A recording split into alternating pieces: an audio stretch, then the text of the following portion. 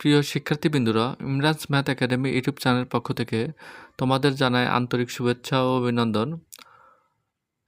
2027 সালের মাধ্যমিক school certificate পরীক্ষার সময়সূচি প্রকাশিত হয়েছে 24/8/2026। মাধ্যমিক ও উচ্চ মাধ্যমিক শিক্ষা বোর্ড এতদ্বারা সংশ্লিষ্ট সকলের অবগতির জন্য জানানো যাচ্ছে যে 2027 সালের মাধ্যমিক স্কুল সার্টিফিকেট SSC পরীক্ষা নিম্নোক্ত সময়সূচি অনুযায়ী অনুষ্ঠিত হবে। বিশেষ প্রয়োজনে বোর্ড কর্তৃপক্ষ এই সময়সূচি পরিবর্তন করতে পারবেন।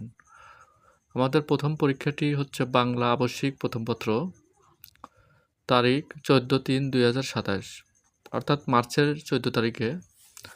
আমাদের মোটামুটি সব পরীক্ষায় 2-1 দিন ছুটি আছে।